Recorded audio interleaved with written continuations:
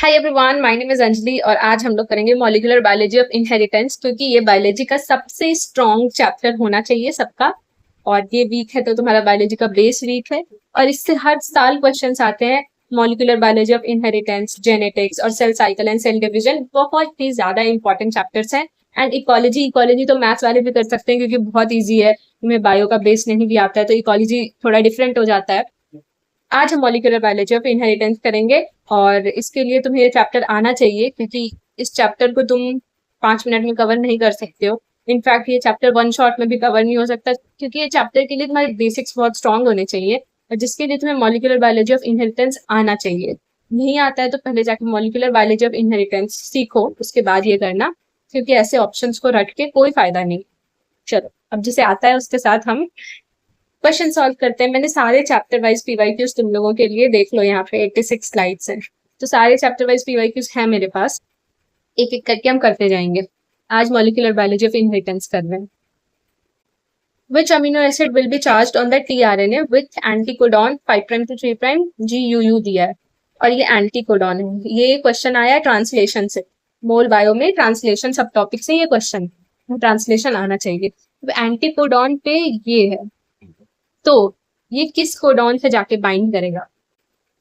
और जो amino acid यहाँ पे लिखा ना, which amino acid will be charge on tRNA, तो यहाँ पे अगर मैं होती तो अगर सिर्फ अमीनो एसिड होता तो मुझे नहीं हो पाता, क्योंकि मुझे जो है कोडॉन कौन से अमीनो एसिड के लिए कोड वो मुझे नहीं याद है। बट यहाँ पे तुम लोगों को अमीनो एसिड के साथ कोडॉन भी दिया हुआ है, तो ये कोई भी कर सकता है। ये यहाँ पे देखो 5' to 3' तुमको GUU दिया है, तो अब यहाँ पे हम देखते हैं 3' to 5' क्या होगा, GCUA।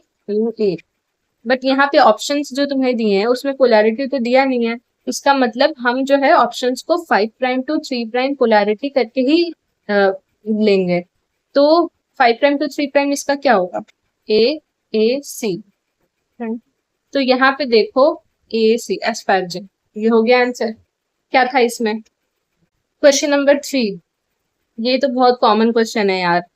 What will be the sequence of RNA synthesize. यहाँ पे ये बहुत कॉमन क्वेश्चन है और सबको लगता है कि ये मुझे आता है, बट तो भी लोग गलत कर देते हैं। तो यहाँ पे तुमको डीएनए का टेम्पलेट स्ट्रैंड दिया है, तो मैं यहाँ पे बना लेती हूँ तुम लोगों के लिए। मान लो कि ये डीएनए, ठीक है, इसका 5' to 3', ये मैं डीएनए बना रही हूँ। यहाँ पे दिया हुआ है इसका पोलैरिटी GTC TA GGCTTCTC, ठीक है। अब तुमको बोला है जो आरएनए सिंथेसाइज होगा उसका क्या कैसे पोलैरिटी होगा। तो हमेशा जो ट्रांसक्रिप्शन होता है, ये ट्रांसक्रिप्शन का क्वेश्चन है, वो 5' to 3' डायरेक्शन में होगा। क्यों, यहाँ पे आरएनए पॉलीमरेज बाइंड होगा तो ये 5' to 3' डायरेक्शन में मूव करेगा और ऐसे आरएनए का सिंथेसिस कराता जाएगा। ये आरएनए है। फिर ये जो HNRNA होगा, फिर उसका स्प्लाइसिंग वगैरह कैपिंग लगेगा, पॉली ए टेन, तो वो बात की बात है। चलो अब इससे देखते हैं कि क्या अच्छा, ये टेम्पलेट स्ट्रैंड दिया है। याद रखना कि ये टेम्पलेट स्ट्रैंड दिया है। यहाँ पे अगर तुम्हें कोडिंग स्ट्रैंड दे देता तो तुम क्या करते, तो तुम्हारा आंसर डिफरेंट होता, क्योंकि टेम्पलेट और कोडिंग स्ट्रैंड डिफरेंट होता है। टेम्पलेट स्ट्रैंड जो है तुम्हारा 5' to 3' है, तो कोडिंग स्ट्रैंड तुम्हारा ये होता। ये टेम्पलेट है तो ये कोडिंग होता। और जब तुम्हारा आरएनए बनेगा ना, तो वो बिल्कुल तुम्हारे कोडिंग स्ट्रैंड जैसा ही बनेगा। बस डीएनए में यू नहीं होता है और आरएनए में यूरैसिल होता है, तो बस इतना ही फर्क होता है। ये भी क्वेश्चन आएगा, इनफैक्ट ये आएगा ही, बहुत इंपॉर्टेंट क्वेश्चन है। चलो देखते हैं, 3' to 5 GT। चलो, अब तुम्हें यहाँ पे पोलैरिटी दिया है 5' to 3', तो हम यहाँ से देखेंगे GAG AAG AAG CCU CCU AGAC, ठीक है। तो ऑप्शन ए बन रहा है। अब लेट्स से कि तुम्हें कोई कोडिंग स्टैंड दिया, यहाँ पे तो तुम्हें टेम्पलेट स्टैंड दिया था। अब मैं तुमको एक क्वेश्चन दे रही हूँ, ये मत समझो कि मैं ओवर स्मार्ट बन के खुद से दे रही हूँ, और ये आता है क्वेश्चन इसलिए दे रही हूँ। उसका तो आंसर ये होगा, लेट्स से तुम्हें एक स्टैंड दिया हुआ है, कोडिंग स्टैंड है ये कोई, कोडिंग स्ट्रैंड को और क्या क्या नाम से बोलते हैं, ये भी बहुत इंपॉर्टेंट है। सेंस एंटी सेंस स्ट्रैंड क्या होता है, तुम्हें यहाँ पे जो टेम्पलेट स्ट्रैंड दिया है, तुम्हें इसकी जगह एंटी सेंस स्ट्रैंड लिख देगा, तो तुम क्या करोगे, तुम्हें पता होना चाहिए anti sense strand. Let's say मैं कोई कोडिंग स्ट्रैंड दी हूँ, इसका पोलैरिटी 5 प्राइम टू 3 प्राइम है, और यहाँ पे TAGGCT लिखा हुआ है, ये है कोडिंग स्ट्रैंड का टेम्पलेट। तो अब तुमको यहाँ से मैं बोल रही हूँ कि आरएनए कौन सा फॉर्म होगा, तो तुम क्या करोगे, इसका आंसर तुम एक बार पॉज करो और तुम खुद से सॉल्व करो कि इसका क्या आंसर होगा। हाँ, व्हाट आर रेट्रोवायरसेस। अब यहाँ पे तुम्हें थोड़ा पता होना चाहिए कि रेट्रोवायरसेस क्या करते हैं। तो HIV में ये तुमने पढ़ा होगा, ह्यूमन हेल्थ एंड डिजीज में, कि जो रेट्रोवायरस होता है वो रिवर्स ट्रांसक्रिप्शन करता है। और ट्रांसक्रिप्शन क्या होता है, DNA to RNA। Reverse transcription क्या होगा, ये reverse transcription RNA to DNA। अब यहाँ पे पूछा रेट्रोवायरस का जेनेटिक मटेरियल क्या है, RNA ही होगा। रेट्रोवायरस रिवर्स ट्रांसक्रिप्शन कर रहा है, तो और रिवर्स ट्रांसक्रिप्शन ये तुमको पता होना चाहिए, क्योंकि यार इसमें समझने का मैं क्या बताऊं, तो याद करने की चीज है क्या है genetic material.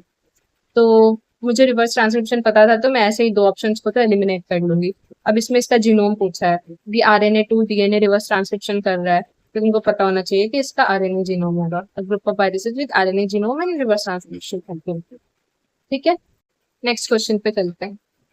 When the ribosome encounters a stop codon in the mRNA during translation, which one of the following binds to the stop codon?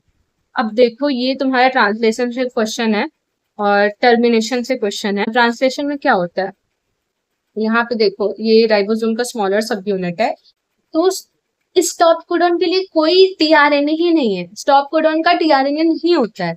तो फिर यहाँ पे रिलीज फैक्टर नाम का एक मॉलिक्यूल होता है जो कि आता है और यहाँ पे बाइंड कर जाता है। यहाँ पे कोई टीआरएनए बाइंड नहीं होता है क्योंकि इसका कॉम्प्लीमेंट्री कोई टीआरएनए नहीं है, तो इसलिए रिलीज फैक्टर यहाँ पे बाइंड हो जाता है। ठीक है, तो यहाँ पे वही पूछा है कि which one of the following binds to stop codon, तो यहाँ पे रिलीज फैक्टर होगा। रो फैक्टर जो है ये हम ट्रांसक्रिप्शन में पढ़े थे, ये जो है ट्रांसक्रिप्शन टर्मिनेशन में रो फैक्टर था, और यहाँ पे ट्रांसलेशन का बात हो रहा है। सिग्मा फैक्टर तो इनिशिएशन कराता है। ठीक है, अब नेक्स्ट क्वेश्चन पे चलो। Which of the following processes is not involved in functionalization mRNA from hRNA? देखो, जो RNA बनता है पहले वो hnRNA होता है, इसका प्रोसेसिंग होता है तब वो mRNA बनता है। इसमें एक्सॉन्स इंट्रॉन सब होते हैं hnRNA में, और जो mRNA होता है मैच्योर RNA जिसे हम बोलते हैं, उसका जो है प्रोसेसिंग के बाद हम mRNA बोलते हैं। तो इसमें पूछ रहा है कि इन सारे प्रोसेस में कौन सा प्रोसेस नहीं होता है, जो इन्वॉल्व नहीं है hnRNA से mRNA बनने में।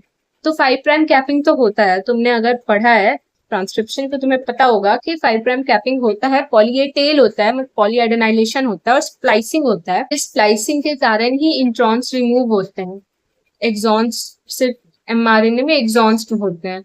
तो ये तीनों प्रोसेस तो होता ही है, ये सब तुम ट्रांसक्रिप्शन में पढ़े होगे। अमीनो एसाइलेशन नहीं होता है ट्रांसक्रिप्शन में, तो ये नहीं होगा यहाँ पे hnRNA से mRNA बनने में, इसका कोई रोल नहीं। अमीनो एसाइलेशन कहाँ पे होता है, अमीनो एसाइलेशन होता है अमीनो एसिड का टीआरएनए से जुड़ना, तो ये तो ट्रांसलेशन का पार्ट है। तो यहाँ पे नॉट पूछ रहा है, इसलिए ऑप्शन ए होगा। ठीक है, चलो आगे बढ़ते हैं। हो गया, इतने ही क्वेश्चन थे, दैट्स इट। मॉलिक्यूलर बायोलॉजी हो गया, cell cycle and cell regulation हो गया। अब नेक्स्ट डे तुम बताना कौन से चैप्टर्स करें, या फिर मुझे जो इम्पोर्टेंट लगेगा मैं वो करा दूंगी। अगर तुम लोग बोलोगे तो सारे करा दूंगी, but let's see on the response.